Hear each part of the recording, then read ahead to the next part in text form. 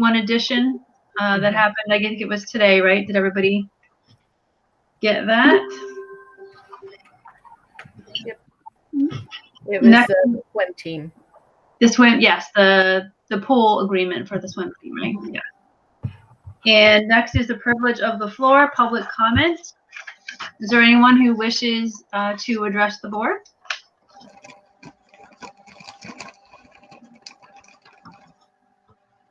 Okay, hearing nothing, we'll move on to the superintendent's status report and update. Jim, take it away. So when last we met, we had talked about transportation. And so there were some questions about the transportation study that was done by BOCES. And so I know that there's a couple of new board members and the study was new to me. So I took a look at that and wanted to share a summary of what they found and also some recommendations going forward for transportation. Since tonight we are going to be talking about, you know, some budgetary things, this is a part of that as well. So when we're talking about transportation, we're really balancing two things. We're balancing safety and efficiency. And sometimes the efficient things like being too long on a bus, having routes that are too long, are also safety concerns. And so these are our two things that we're focusing on. When the transportation analysis was done, it was actually completed in April of last year. So it was completed after there was a concern because the school district had gone to 2 separate runs at the beginning of last year. Prior to that, it had been one run. So it went to 2 different runs, and there was concerns about the length of the bus runs. There were also concerns, there's lots of concerns about the transportation in Dwaynesburg. I'm sure that most of you know that. I'm gradually learning what the concerns are now that the weather is lousy. And so one of the concerns is definitely the topography of the community. So there's mountains, there's places where there's no safe turnarounds, there's a lot of narrow roads. There's actually, I think it's something like 23 roads that are actually judged as roads that buses can't pass on. However, we know that they do. And so, hold on a second, I gotta let some people in. And there's also some roads that have some high speeds on them. So that's definitely a concern. We also have a very large coverage area. So we cover 60 square miles. So that's a lot of ground to cover. And so at the beginning last year, people started to notice that with the 2 separate runs, the length of the runs was considerably longer, which makes a lot of sense because you have to drive further out in order to fill up a bus. And so at the beginning, during last year, at the time that the study was done, there were 25 elementary school students who were on the bus for longer than 45 minutes. And there were actually 98 junior and senior high school students who were on the bus for longer than 5 minutes. And there were also students who were on the bus for over an hour. So we had some people on the bus for much longer than is comfortable for kids to be on a bus.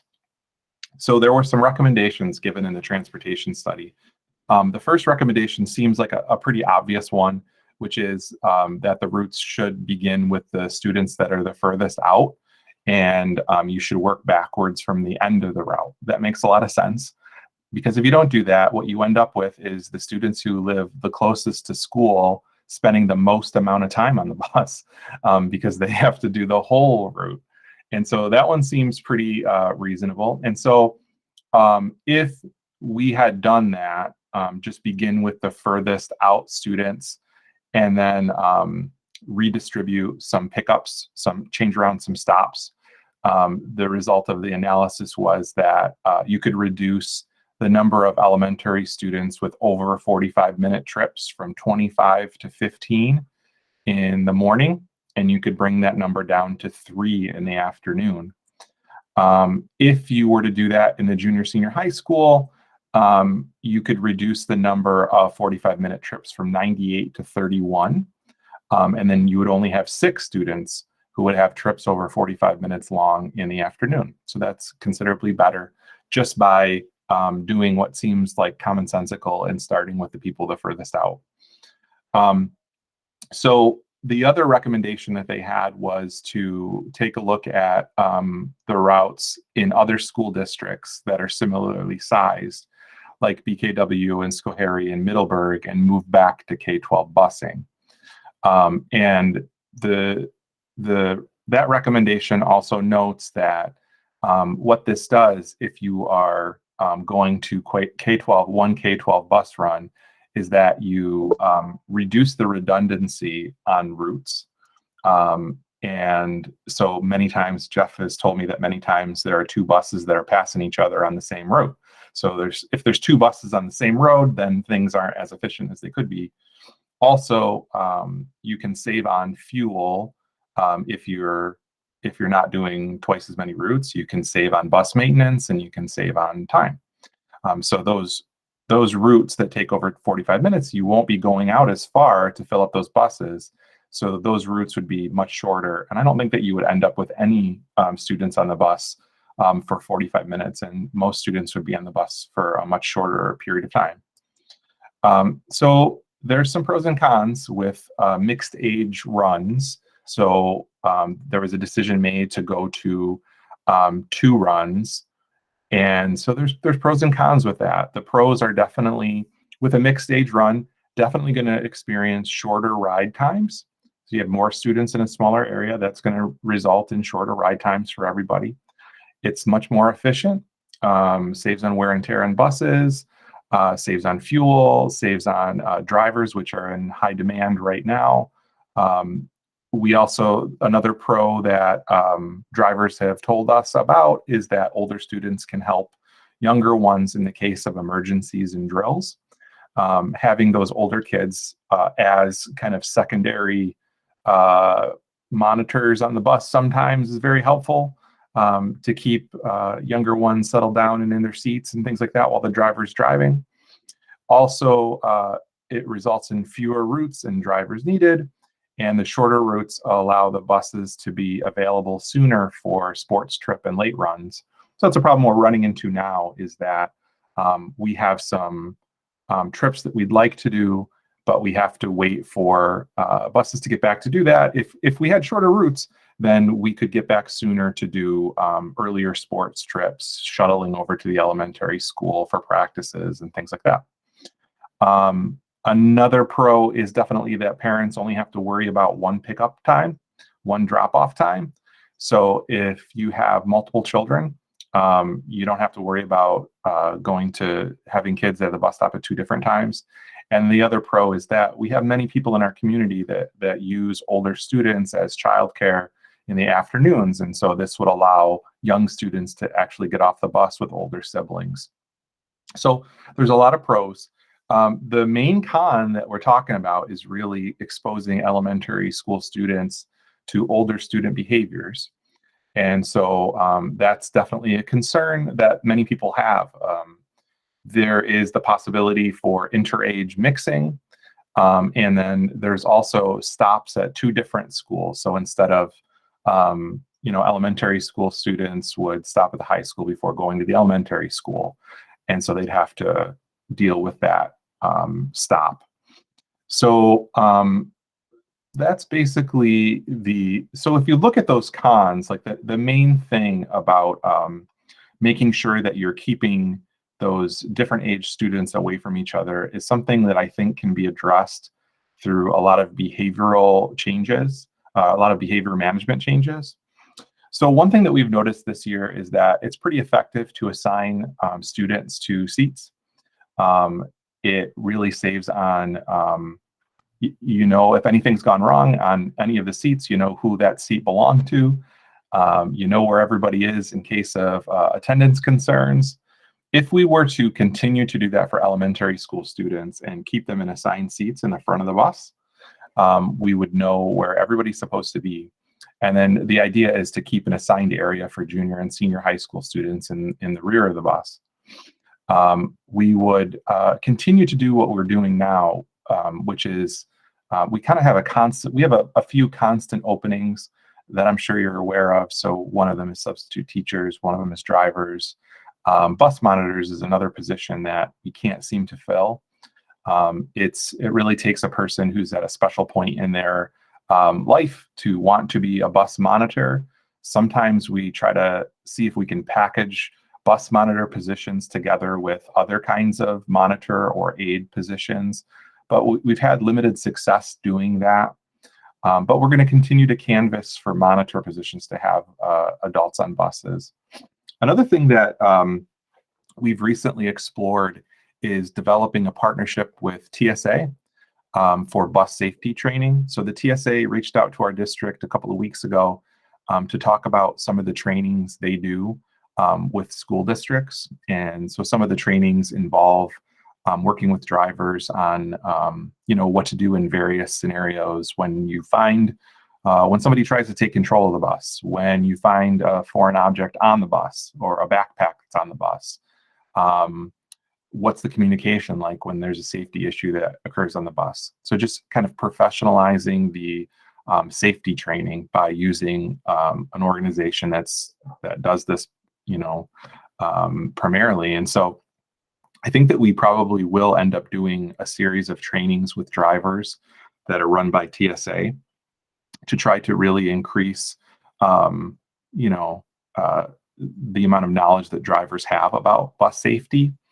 And I will also say that bus drivers are very eager for this kind of training. I think that they like expanding their knowledge base about, what to think about when they're on buses.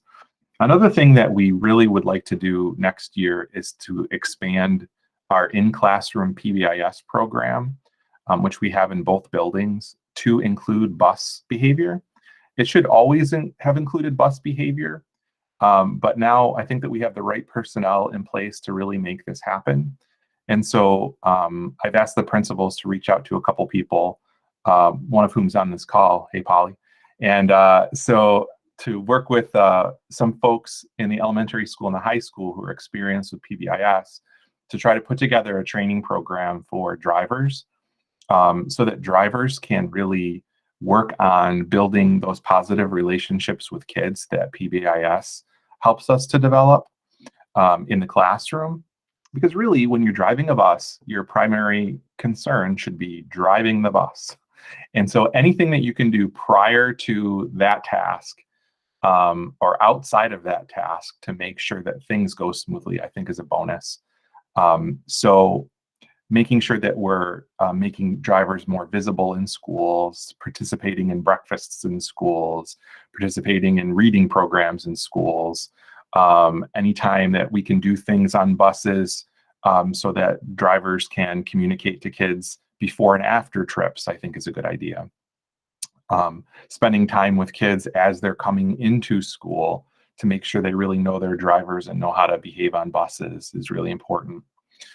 So I think that would also be a popular thing to offer this kind of workshop to transportation staff. And so Jeff and Dan, our director of transportation, were already talking today about when things like that can be offered to drivers so that we can make sure that everybody has it before the start of school next year. We also, I think, need to do some improvements in communication with the transportation department. So one of the new tools that we've invested in is something called Parent Square. So right now we use One Call Now to do our messaging. One Call Now is fine, but it is one way. So we can basically blast out an email to people or a text or a recorded phone call. We can do those things. What Parent Square, which is a new program, and it's got a companion program called Student Square. What they do is allow for more two-way communication, so that people can actually, you can ask questions through that. You can send out forms using Parent Square. You can create groups, like the PTA can have its own group that they can use that people can subscribe to. People in the community who no longer have children in the community can subscribe to different groups to see what's going on in them. We can have a transportation department only group that's posting things like, hey, yesterday there was a bus that was stuck on a hill and a driver had to go out and plow a little bit to make sure that that bus could pass. And that's why that bus is going to be delayed, like things like that. The other nice thing about Parent Square is that parents can select the way that it communicates with them. So if you're a person who doesn't really check your email all that often, you can just select that it sends you texts, or you can download the app and it can send you push notifications. Or if you like email, it can do that. So there's all kinds of things that we can do to improve communication. And I think that by telling parents, by improving parents' knowledge about how to communicate with the transportation office, and even maybe posting on the buses ways that kids can communicate with the transportation office through the Student Square app would be ways to curb things that are happening on the bus that we don't want to happen. So I think that there's lots of things that we can do to curb the concern about that people have by having older students on the same bus as younger students. So these are some of the things that we're thinking about now. And those are all the slides that I have. Does anybody have any questions about transportation safety or that transportation study in general? Hey, Jim, this is Shane. I have a couple of questions. Yeah. Now, currently, the middle school, high school starts at an earlier time, and the elementary school starts at a later time. What would you foresee for a combined start time? So I know that we've been talking about that now, and I don't know what we've landed on for a start time. So I can't really answer your question, but I think it's going to be closer to probably later than the current high school start time, but earlier than the current elementary school start time. So. Okay. Another question is, earlier in the slides, you had cited some statistics on, these many students have a long ride in the morning, but a much smaller number in the afternoon. And I wonder if you knew why that might be. My guess, I don't know exactly why it might be. My guess is that it's because some students get picked up in the afternoon or stay for after school programs. And, that might be why. Okay, thank you.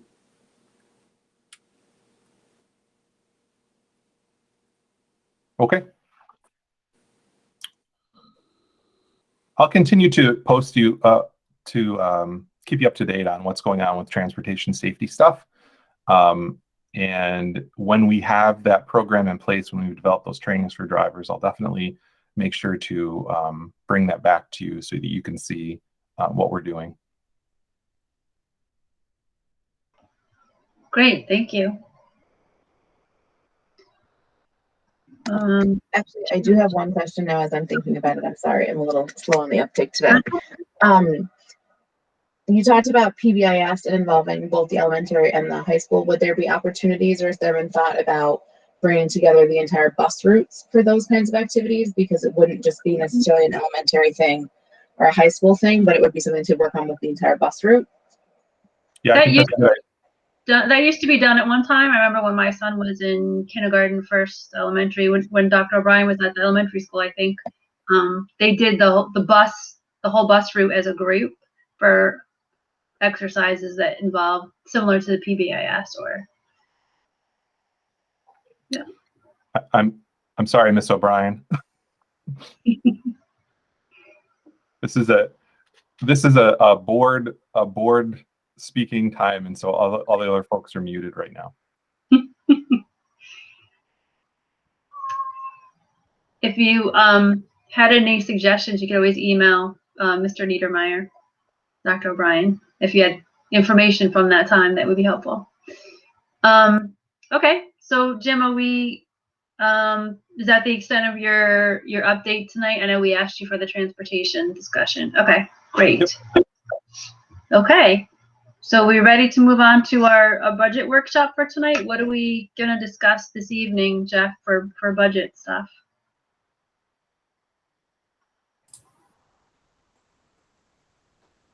So I hope you can hear me now. All right, so we'll be talking about transportation, and we'll be talking a little bit more about the status of the state aid concerns.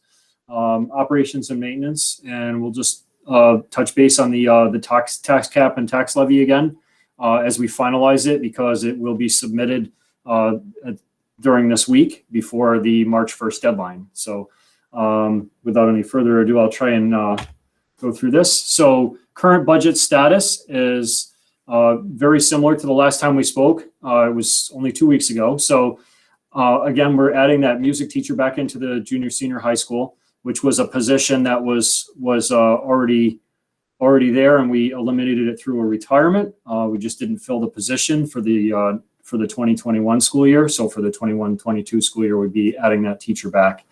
Insurance costs are not quite finalized. I have a meeting on Friday to finalize those things with Empire, which is our large Empire, which is our insurance provider for our staff here at Dwaynesburg.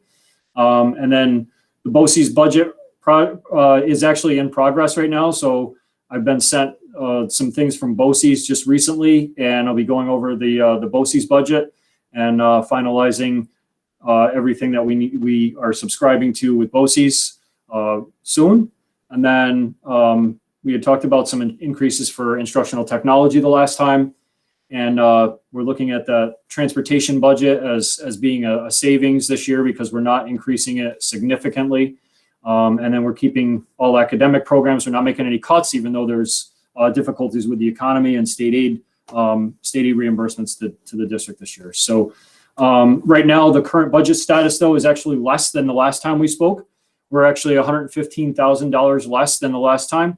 So at the last meeting, I presented a draft rollover budget that was at $18 million. Gone through the budget in many categories and found ways to save money and to take from some categories and maybe transfer some other lines that could be transferred from one to the other instead of increasing the budget.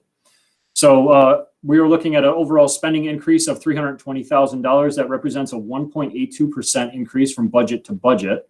And then still looking at the tax levy increase, which actually represents about half of the spending increase at this time. So $160,000. It's only a 1.95% increase on the tax levy. So some budget factors that we're thinking about right now is in the draft budget, we've already considered the rates that have been given to us for ERS and TRS. So those retirement rates are already considered in the budget. Workers' compensation rates, again, are pretty much, they're not really significantly increasing, a little bit this year, but not too much. And most of the personnel contracts have already been determined for next year. So those, for the most part, personnel, staffing, contract lines are actually figured into the budget as well. Some unknown factors, still working on those insurance rates for the health insurance. And then as we're still in draft budget mode, so still working on some of the other budget lines that we haven't discussed already. So like some of the big things, BOCES and anything instructional. There are some instructional things that still need to be gone through and finalized a little bit. So we'll be going through those over the next couple of weeks. And as we get into March, we'll start to see those things to start to get finalized. Some things that we're thinking about with fund balance and reserves. Again, I know I've said this in a prior presentation. None of the money that we had in fund balance for the 1920 school year because of the pandemic was actually transferred into any reserves last year. But the concern now is that future budgets are going to need to utilize some of that fund balance to balance out some of our expenses that are going to increase. And we have things like fuel costs that are going to be increasing as well. So we'll talk about that a little bit. Transportation is going to be one of those things that we would have seen a fuel cost, but we were able to balance some of that out because we'd taken diesel fuel out of the budget. So the district right now needs to assume that we're going to utilize some of our fund balance and reserves to offset that potential fiscal cliff in the governor's budget. So our district is in a position that we've done well with saving, and even though we are at risk at seeing that fiscal cliff, it's best that we can go out to community and utilize some of that fund balance that we've saved away in combination with a tax levy increase that's fair to the rest of the community. So we're not going to be taking advantage of the tax levy, the full tax levy cap that's actually calculated. So like for this year, we've actually looked at a 1.95% increase overall, so instead of that 4.45. So some existing concerns with the budget is that leveled foundation aid, still nothing has been really said more than what we had said the last time. So that foundation aid is for the second year in a row. We're seeing that proposal, that $4,888,000 that's still in our foundation aid line. The federal aid that's used to balance that state funding gap is concerning because it's there for the 21-22 school year, but it may be disappearing for the 22-23 school year. So we may end up seeing that we're going to have to use more fund balance or reserves in the 22-23 school year as we move forward, because that federal aid is a one-time shot deal, so we're told. So we need to plan on that because we don't know if that federal aid, if there's going to be any kind of additional aid to cover that gap that's going to go away for this year. So the last time that I spoke, I said something about the $619,000 that's being taken away in the pandemic adjustment. And that's the gap that I'm speaking about. Jeff, and also, if I could, just to expand on the kind of scariness of that using that federal funding. So the other thing is that we're not quite sure about is just how flexible that money is going to be. So just because an equal amount is cut away from the budget, as we're getting back in that federal stimulus money, we're not sure if that federal stimulus money can be used to cover all those things that are being cut out, or if it will have more narrow applications. I don't know if you're going to touch on that, Jeff, but I just wanted to make sure. Yeah, so that application process behind like applying for that money is a big concern. So, going off of what you just said is, there's so much more work involved, and then you have to, a part of getting that aid is they're not going to allow us to use it for everything that we would normally, present in our budget. So it's actually funding that's actually going away, and we have to offset that somehow. So the continued uncertainty, of course, is that the governor has put his proposal out with the $6 million future federal funding, and it's possible that could change because this was only based on his assumptions when he developed his budget. So we could go anywhere from the 6 million or maybe up to 15 million or 15 billion. I'm sorry, 6 billion and 15 billion. So it's been requested that we get the 15 billion, but there's a really good chance that we won't get all of that federal funding. So it's very unknown, where we're going to actually be able to go from this point. And for those of you who have been following the stimulus negotiations, it seems like probably what we're going to get is not quite 15 billion, right. But considerably more than the 6 billion projected. But we'll see how all that shakes out once those packages have been fully negotiated. So this slide is the same one I showed you the last time. That 619,000 that's actually in that local funding adjustment, and then the governor's proposal, he put it back in as that federal stimulus money to offset that cost. But once that 619 is gone, we look back to the times of the gap elimination adjustment where that money went away and you didn't get it back. So we have to consider that somehow we have to start making up that gap, and it could be over a series of somewhere between 3 and 5 years, just based on what we saw with the gap elimination adjustment. It's very possible that we're going to see something very similar. So I drew up a little scenario just to kind of show a picture of what it could look like if we actually lost this gap and it went away and it doesn't come back for a while. So in the scenario A, which is in the yellow color, shows the federal stimulus still in the budget for the 21-22 school year, and it also shows that our revenues are pretty much, they're pretty much staying very level, and it's not really increasing. And then in scenario B, it's showing where we where we could or should have been with where we were last year in January. So last year in January, with the governor's proposal, the foundation aid was actually over $5 million for our district. So you can see this gap between the yellow and the green. We have to actually try and see if we can make up that gap between the yellow and the green, assuming that we have to make up for all of this, for this $619,000 that could be taken away and doesn't return. Again, this is just a scenario that I just kind of built up just to kind of show where we could be potentially with the current budget status for the state.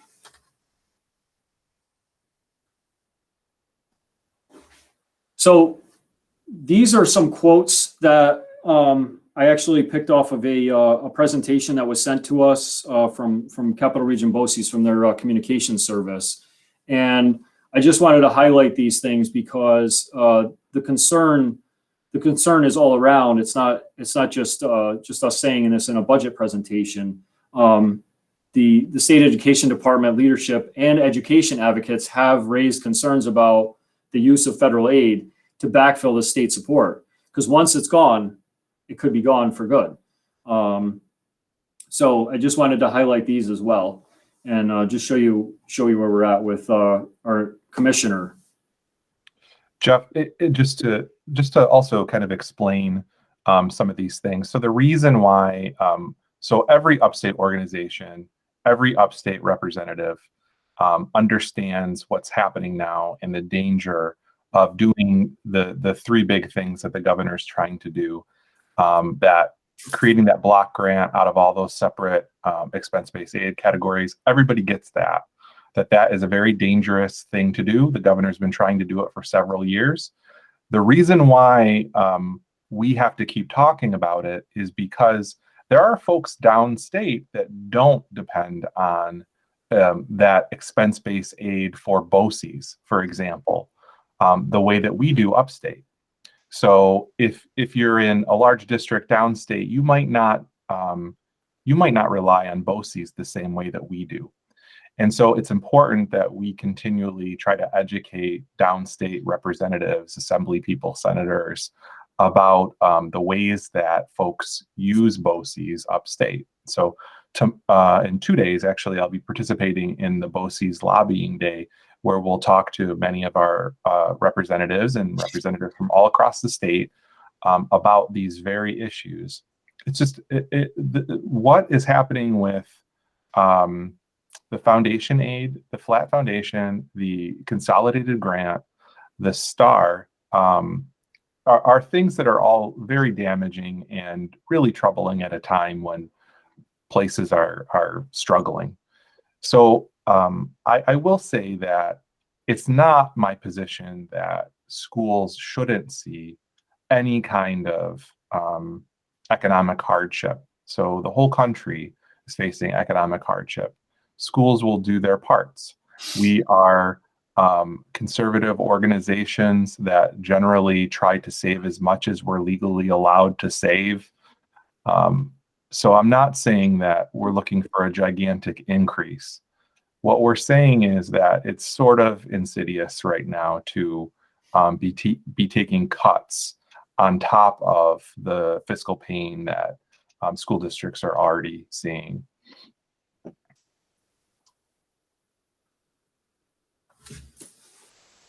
So that being said, the foundation aid is the single largest source of school funding, and it provides a general operating aid to schools. So when it was actually enacted in 2007, and it followed like a lengthy, there was a bunch of court battles and all that, but it got established back then, and it's been a major source of our state revenues. So the fact that portion of the budget is being, or the portion of the revenues is being, frozen or taken away, is very concerning to where we go from here. So the governor's proposal, like the foundation aid, we're still at 1920 levels going into the 21-22 school year, and it is concerning. So this is a very different budget this year because Usually we're standing here telling you, okay, here's our revenues, here's our budget, here's what we're adding to our budget. But these are these added frustrations that are being added into our budget this year, because we know that when the state comes out with their budget, it's probably not going to make us too happy. So the STAR program, something I wanted to highlight too, is that there's a graphic that I also had Celeste add to the board docs that kind of highlights what the STAR tax program is. And that was all a part of this governor's proposal in his state aid run, is that he had actually included the STAR payment in this after, right just above the local district funding adjustment. And not too many people seem to understand why he's actually put that there, because the STAR is actually a portion of what we send out for our tax levy. So if we send out an $8.2 million tax levy, $800,000 of that might be the STAR reimbursement, and then that becomes like a check that comes back to us from the state. So we had already predetermined our tax levy, and then the state is now saying, well, we're going to decide what we're going to give you back on our tax on your tax levy as well.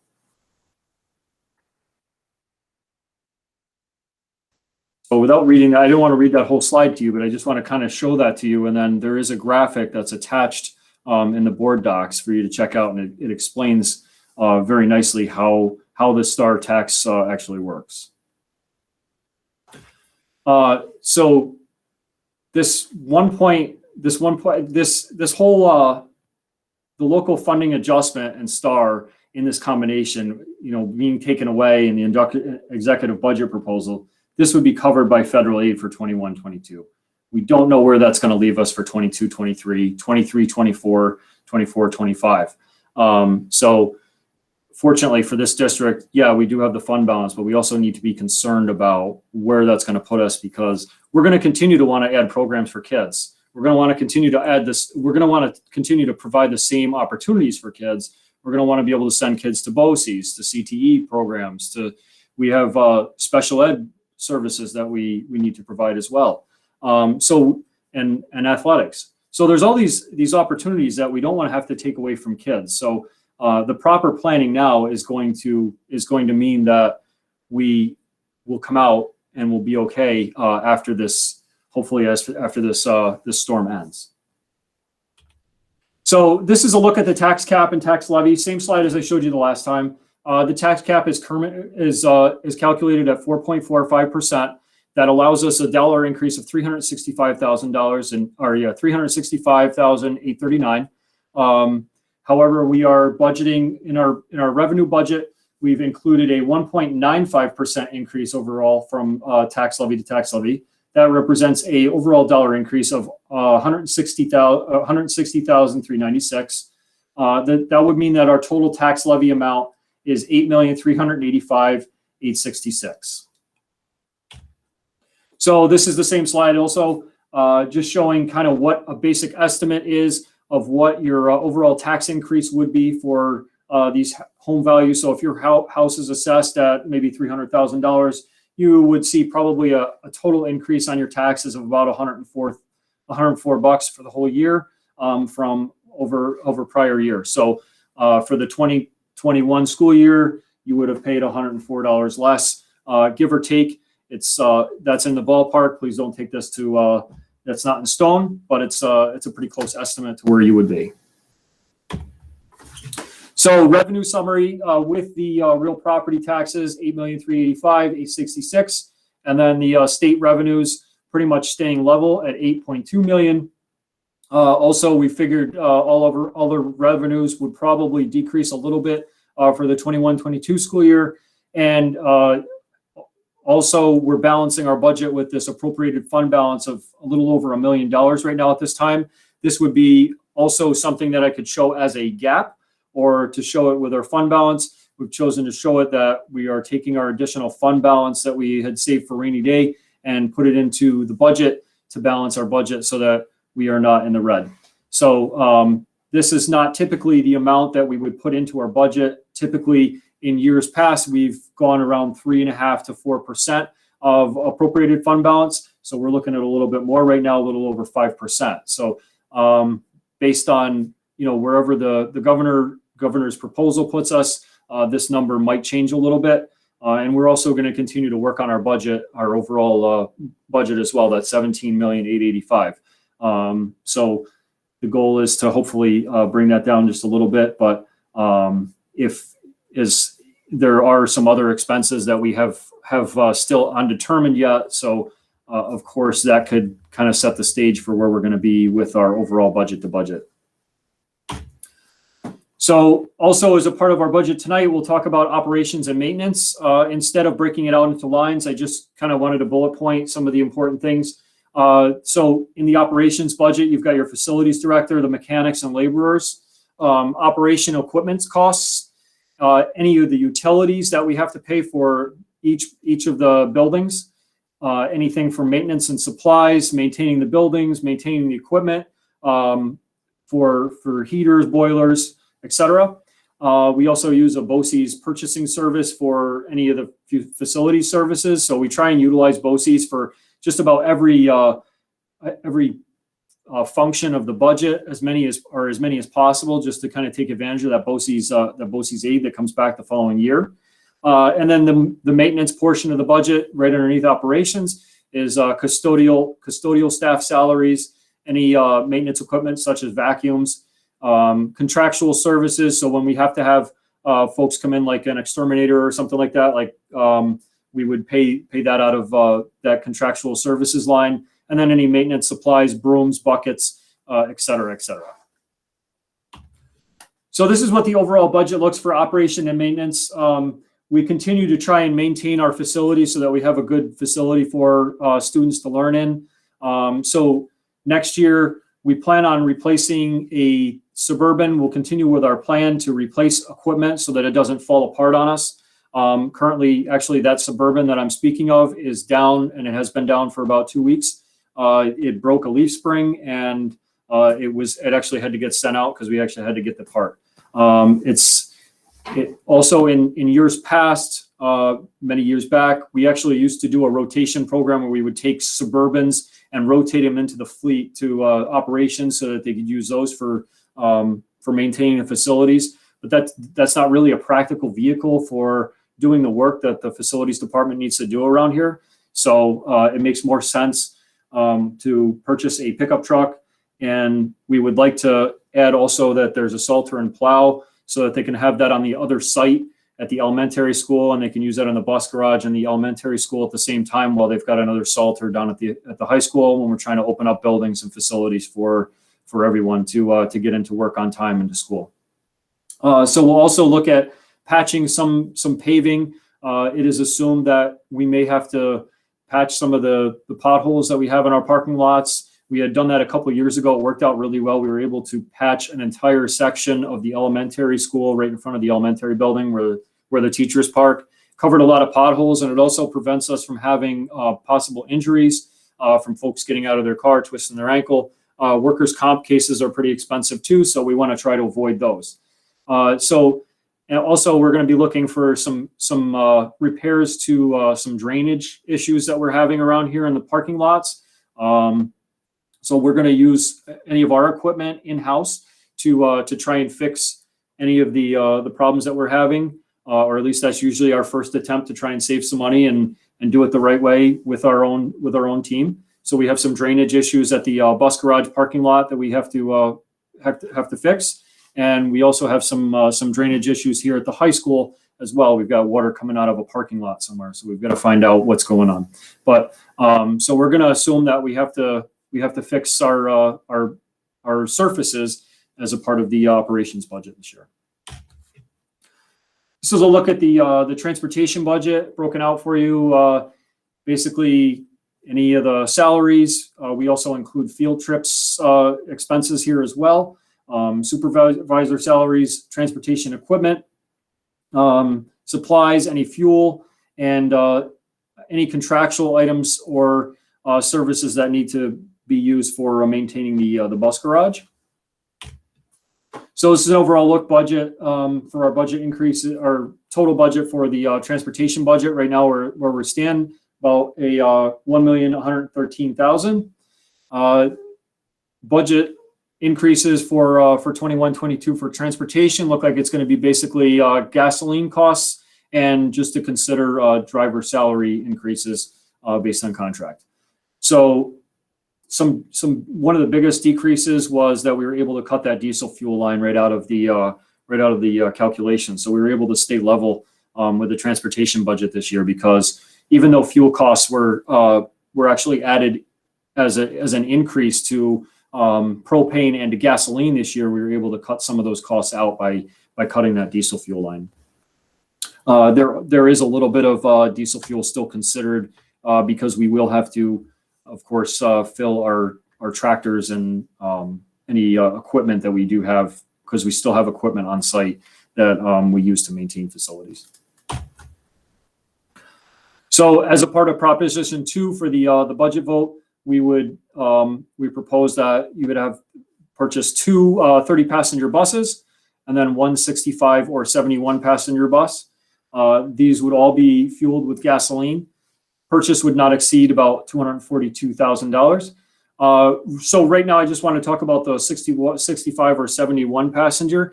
We had talked a little bit about that, the difference between the 65 and the 71 passenger, and the cost overall, just from a school bus, like a school bus where it's a 71 or a 65, it's somewhere around $5,000 or less. And then when you figure the state aid into that ratio, you're looking at a less than $1,000 difference with 65 or 71. So the only reason why this is coming up right now is because Dan is right now looking at his bus routes for next year, and we'll be trying to consider whether we actually need to put a 71 passenger on one of our routes, or whether we can continue to buy 65 passenger buses instead of purchasing those large buses for doing routes. However, there is a benefit to having a 71 passenger, where we have a 71 passenger for sporting trips or for field trips, and you're able to take more kids on an event and not have to take as many buses. Or you're able to put equipment, balls, and or maybe band equipment in the back seats if you're going on a trip as well. So here's the important dates. The next time that we talk, it'll be March 9th, and we will be discussing debt service and employee benefits. And then we have another work session, final session on March 23rd.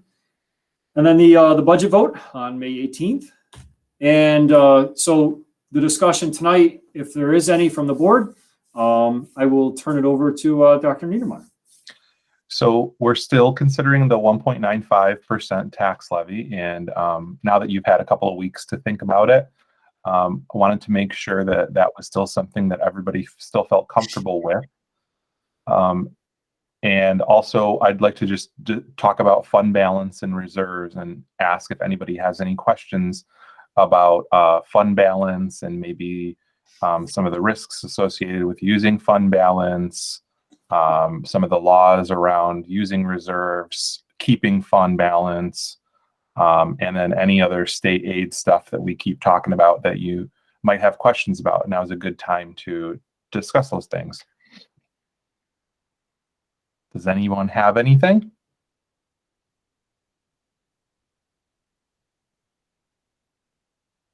Okay. So we've either bored you to tears, or we've done such a great job that everybody understands all these elements. So thank you very much. Go ahead. I think that Jeff has done such a great job in the last couple of years that most of us have been on the board of setting up the different reserve funds, making sure that we're contributing the maximum when we can, moving money around when we need to. That, to be honest, I think most of us do understand it. So thank you, Jeff. That's a tribute to your explanations. Thank you. I really do also appreciate the preparation that the district's made in the past that's led us to this point when we can have a very different conversation than a lot of other school districts are having right now. And so very, very thankful for that work that they've done in the past, and we'll make sure to continue to save and replenish those rainy day funds as we have to use them.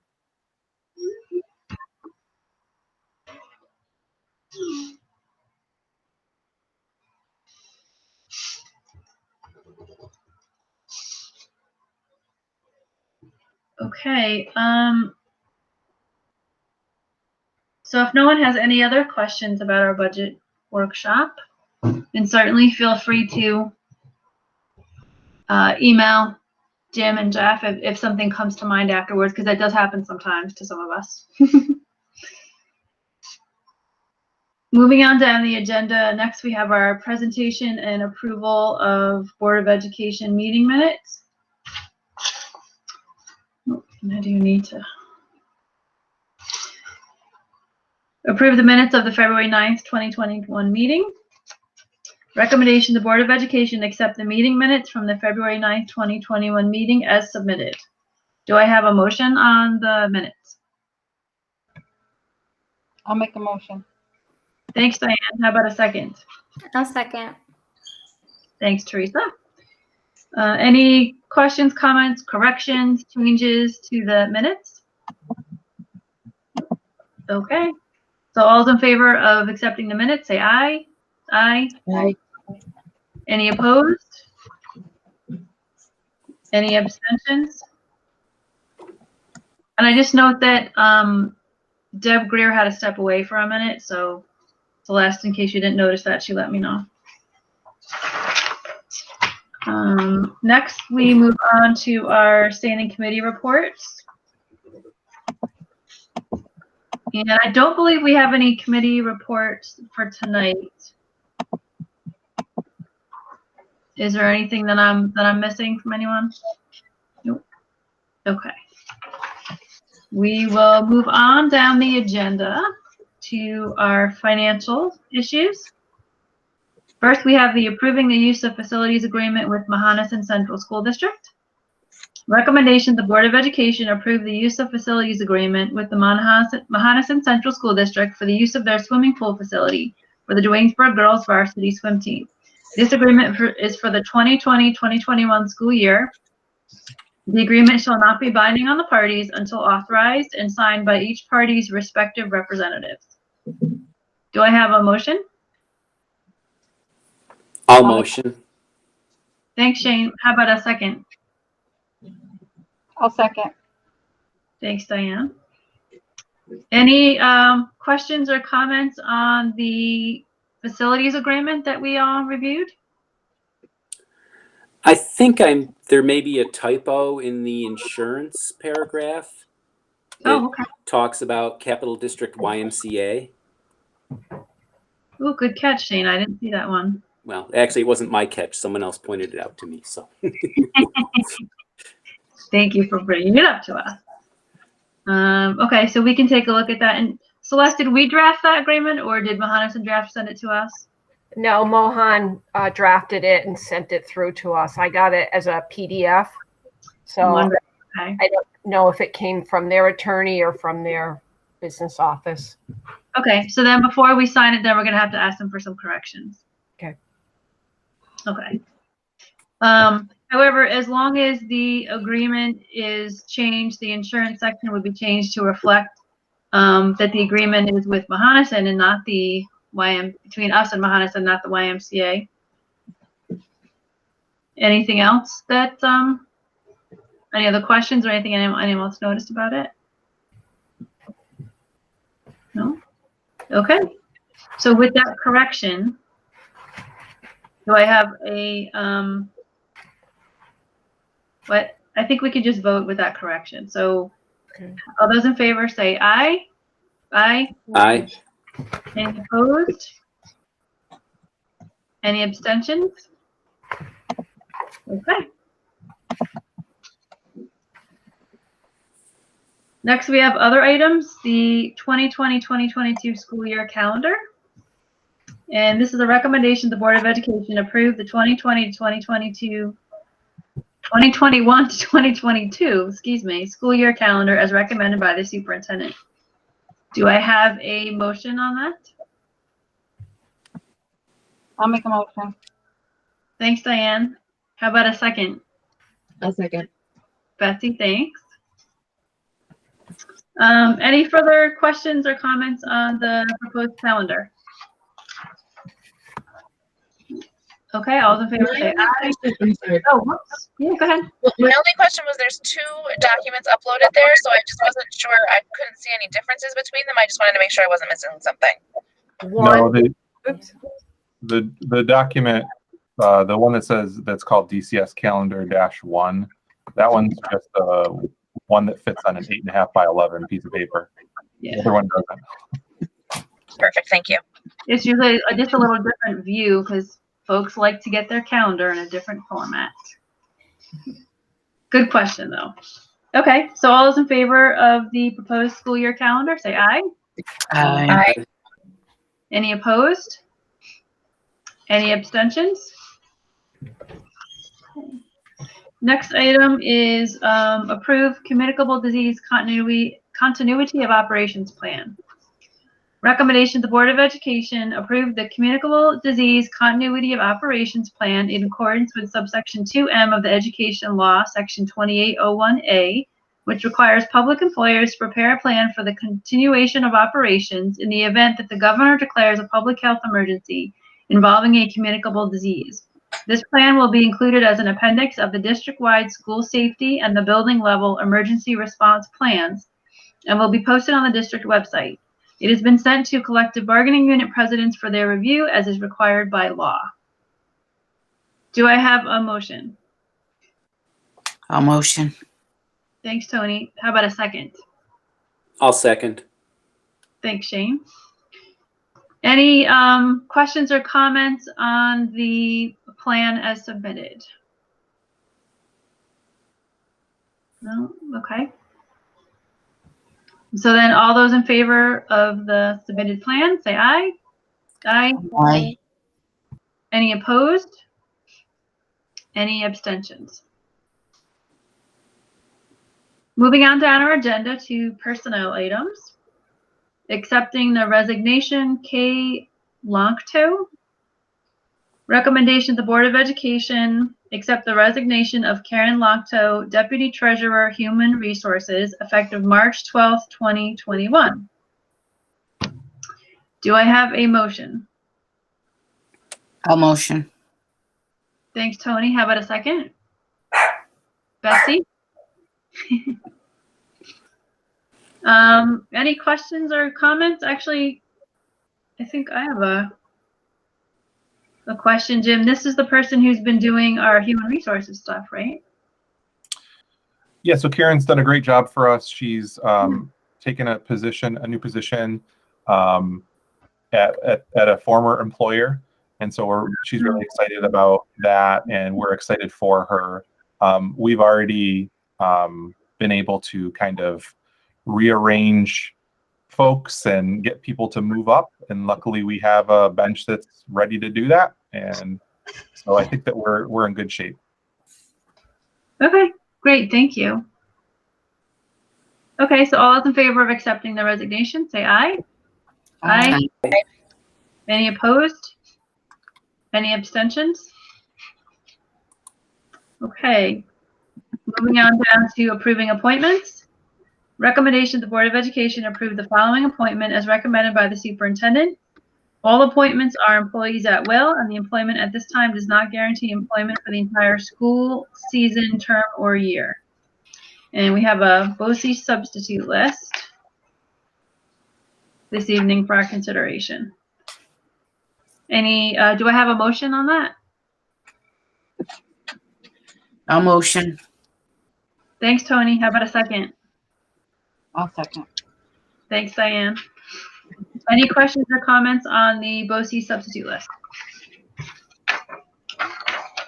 All those in favor say aye. Aye. Aye. Any opposed? Any abstentions? Okay.